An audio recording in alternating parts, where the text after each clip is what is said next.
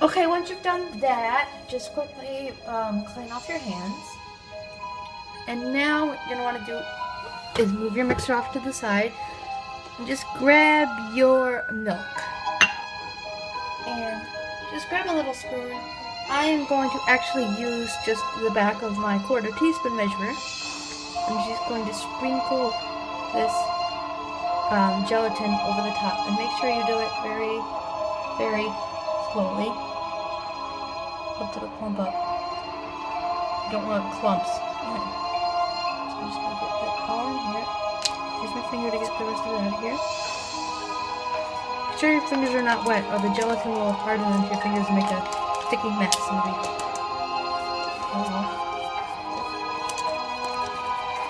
And make sure you don't leave any behind, or it's going to do properly. So then just give this a quick stir. And let this sit for 5 minutes until it's all solid.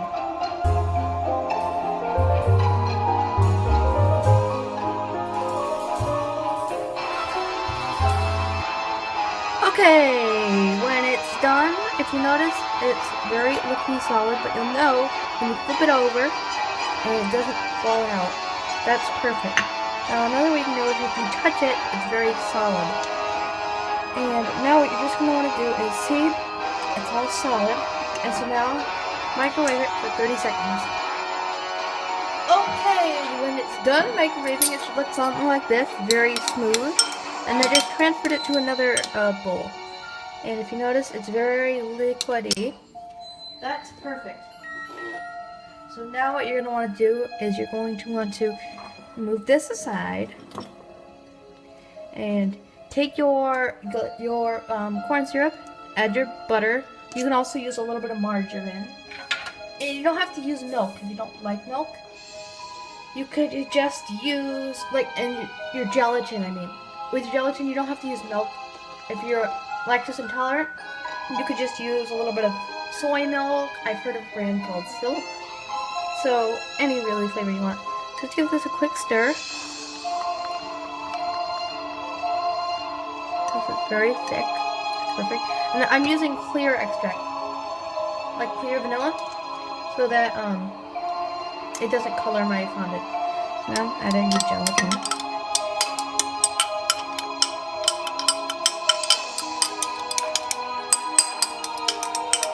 All that good stuff in there. If you use soy milk, by the way, the sweetest version, that'll give your fondant a nice sweet flavor. So now what you're going to want to do is give it a quick stir.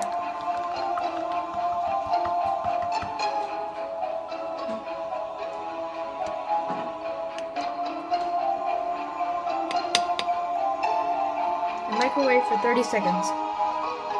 Okay, when it's done melting, it should look something like this. I'm just going to give it a stir. By the way, the butter won't be all the way melted when it comes out, but that's okay. But because it's very liquidy now, we can think about it anymore. So now you're just going to let this cool until it's lukewarm. And once it's lukewarm, just pull over your mixer like this and hold your sifter over it. You can use a fine mesh sieve. I just use a regular sieve. So now I'm just going to pour this through. And what you're doing is you're straining it so it doesn't, those lumps. Some of the gelatin might have lumped up. Was cooling. So you just wanted to strain it. And now add in about a cup of powdered sugar. And then mix it.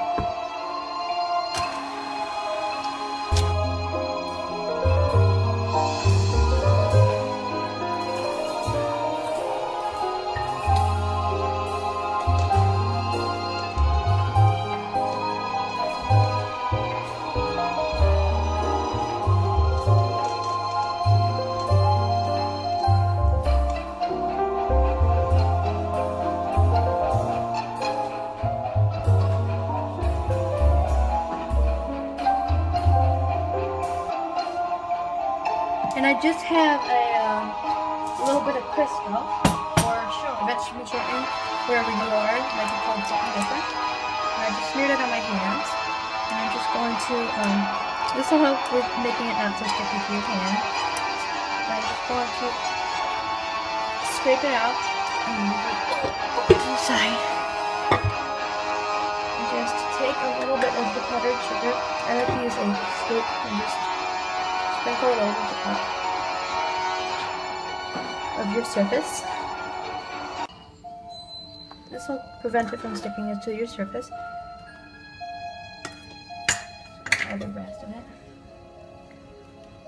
Okay, so now I'm going to reach in and pull out the rest of my fondant. It's going to be very sticky, but not like drippy. It's not dripping. Just going to knead it. This isn't quite all of it. I'm just trying to get this stuff off my fingers. And you might need to use a little more Crisco. Make sure it doesn't stick at all. You can pull it on my hand and keep pulling it out.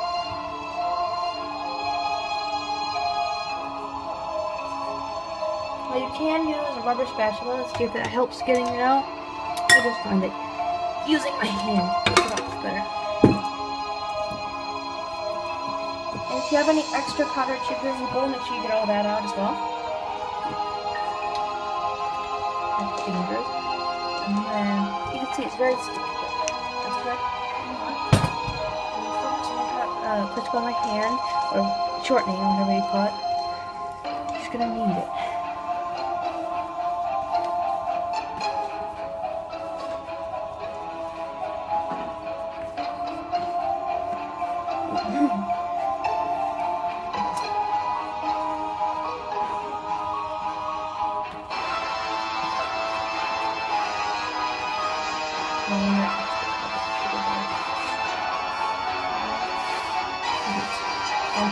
After this, I'm just going to keep moving it until all my powdered sugar is moved in.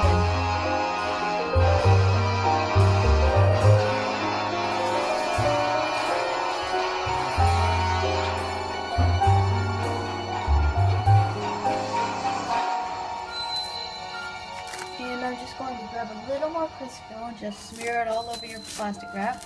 Make sure you cut it first. And just smear it all over your plastic wrap. And then take your fondant and just knead it so it's a perfect ball, because it might have stuck a little bit. Just place it in the center. Place it in the center of your plastic wrap. And spread it a little more. Just make sure you spread it all over your plastic wrap with Crisco. Then get a little more. Rub it on your hand and spread it all over your fondant bowl, and that'll make sure, that'll give it kind of a waxy protective coat. And then place it right in the middle. And just fold over this edge, over that edge, over that edge, and over that edge. And now you've got your fondant wrapped. And with one more coating of plastic wrap.